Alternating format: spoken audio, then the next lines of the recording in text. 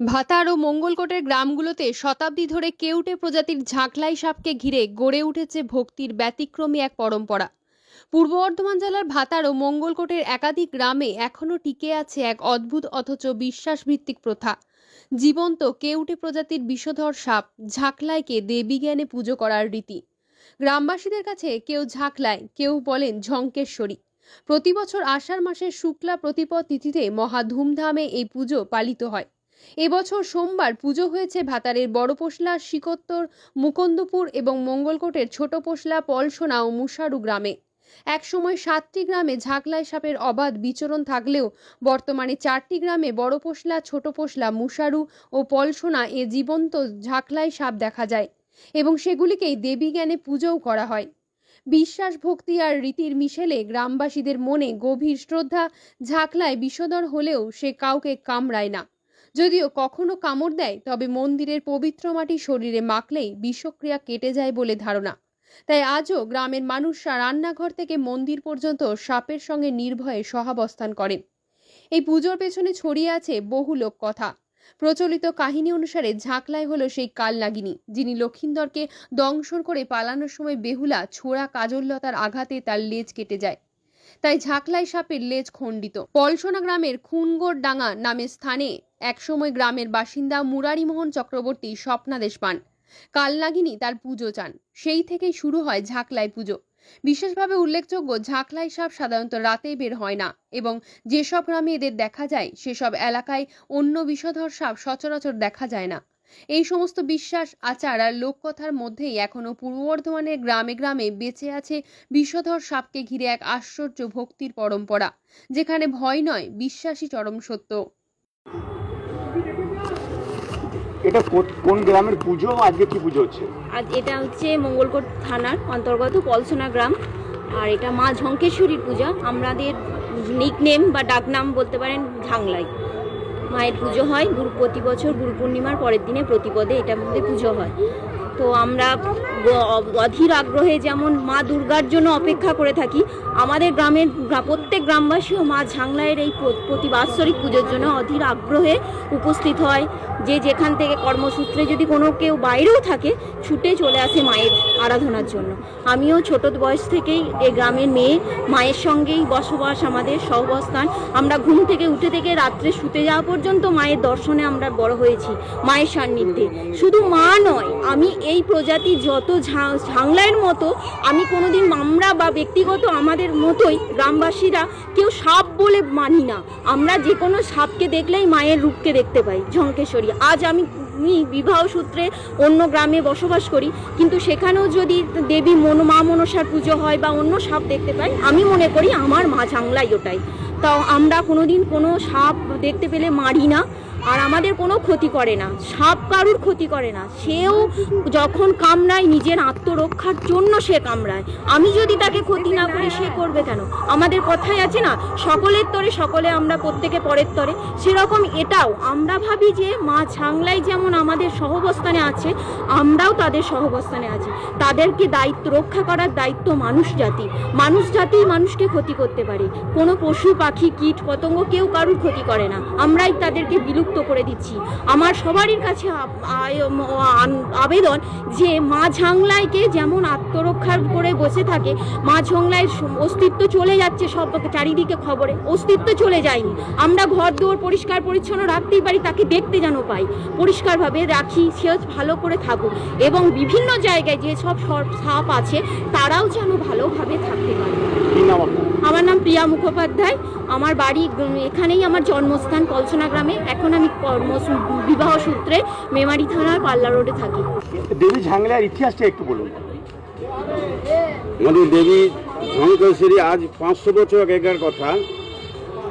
এটা সেই কালিয়াদহের নাগ, যে যাকে কালনাগিনী বলে, লক্ষিন্দরকে দংশন করেছিল। বেহুলা অভিশাপ দিয়েছিল, তুই মর্তে কে নির্বিষ হ। মর্ত বলতে এখানটা পৃথিবীর মধ্যস্থল, কারণ এখানে বিষুব রেখাটা এইদিকে গিয়েছে।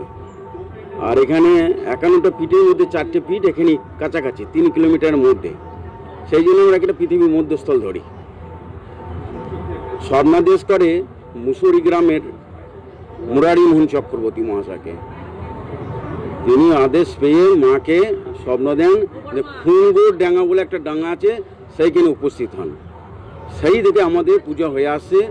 এর মঠ থেকে নির্বিষ যে বেহুলা বলেছিল, হ্যাঁ নির্বিষই বটে। আমাদের এখানে দংশন করলে মানুষের কিছু ক্ষতি হয় না, গরু বাছুর সবই থাকে, এমনকি মশারি ফাঁকে, বিছানায়, রান্নাঘরে সর্বত্রই বিরাজমান। এই দেবীকে আমরা মার উপর চিন্তা করি, তিনি আমাদের রক্ষা করেন, রোগ বালাই থেকে মুক্তি দেন। বছর বছর কৃষ্ণা প্রতিপদ তিথিতে পুজো হয়, আষাঢ়ে কৃষ্ণা প্রতিপদ তিথিতে। আজকে তো জ্যান্ত দেবীর পুজো হলো, এটা কি প্রতি বছর এই একই দিন হয় না অন্যান্য দিনও হয়? না, প্রতিদিন তো বিরাজমান, জল পায়েন, কিন্তু আজকে বিশেষ দিন।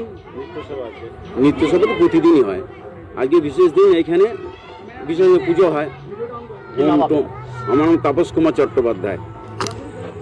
এই পুজো যে দেবী ঝাংলার পুজো ঘিরে তো প্রতি বছর আজকের দিনটার জন্য গ্রামের সকলে কিন্তু অপেক্ষা করে থাকে, এবং উল্লেখিত যে এই ইতিহাস একটা বিজড়িত ঘটনা এর সঙ্গে জড়িয়ে আছে, বেহুলা লক্ষিন্দরের সঙ্গে নাকি এই ঘটনা জড়িয়ে আছে, বিষয়টা একটু বলুন।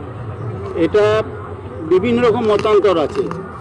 এটা দাপরে শ্রীকৃষ্ণের কালিয়ানাগ, কেউ বলেন সেই কালিয়ানাগই ঝঙ্কেশ্বরী, আবার কেউ বলেন যে দেবী ঝঙ্কেশ্বরী, ঝঙ্কারিণী শব্দ থেকে গঙ্গার নামকরণই এটা ঝাংলায়। এখানে মনসা পুজো কোনো প্রচলন নাই, মনসার কোনো পালন করি না আমরা। আস্তিকস্য মুনের মাতা প্রণাম পাই একটা, আস্তিকস্য মুনের মাতা ভগ্নী বাসুকিস্তথা জরৎকার মুনে পন্ডি ঝঙ্কেশ্বরী নমস্তিতে। মনসা দেবী নমস্তিতে আমরা বলি না, এখানে মনসার কোনো পালন হয় না। তাই আমাদের যুগ যুগ ধরে দেবী ঝঙ্কেশ্বরী আমাদের রক্ষক, আমাদের পালনকর্তা, সবই আমাদের তিনি করেন। এখানে কোনো দুর্ভিক্ষ হয় না, এখানে কোনো বিশাল কিছু একটা মহামারীও দেখা যায় না, সবই দেবী ঝঙ্কেশ্বরী কৃপায়। অতিবৃষ্টিও হয় না, অনাবৃষ্টিও হয় না, আমাদের এখানে ফসল ভালো হয়, সে দেবীর মাহাত্ম্য। এর থেকে আমাদের আর কিছু বলার নাই দেবীর মাহাত্ম্যে। তাই আমরা ভক্তি ভরে প্রতি বছর কৃষ্ণা প্রতিপদে এই দেবী ঝঙ্কেশ্বরী পুজো করে আসছি। কি নাম আপনার?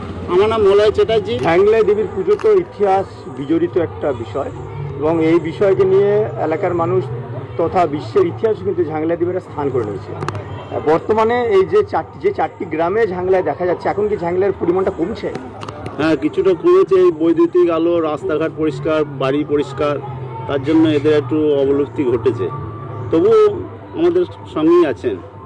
এটা ইতিহাস সম্পর্কে আনুমানিক খ্রিস্টপূর্ব 911 খ্রিস্টাব্দ হইতে এটা প্রচলিত হয়ে আসছে।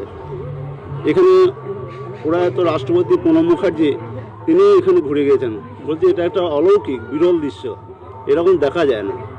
এ আপনাদের সঙ্গে আসে সহবাসে, এ আপনাদের আশীর্বাদ।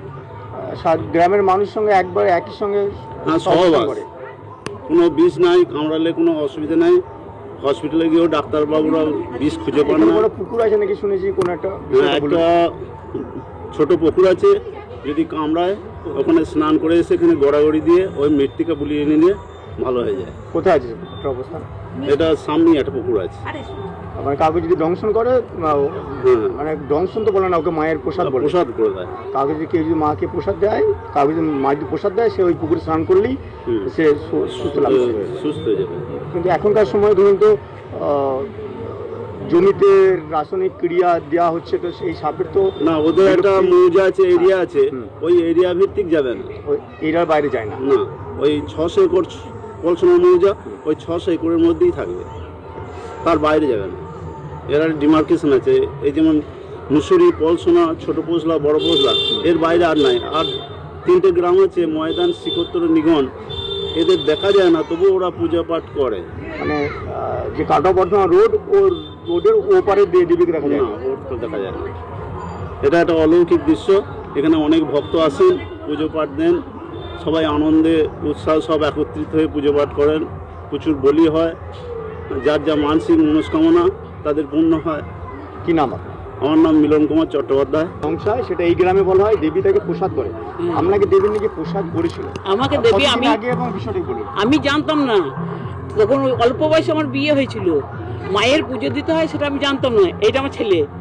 তা মাইকে আমি জানতাম না যে ওটা পুজো আজা দিতে হয়। খুব ছোটো বয়সে শ্বশুর শাশুড়ি কেউ ছিল না, এমনকি ঘরে ননদও ছিল না। দিয়ে স্নান করে এলাম।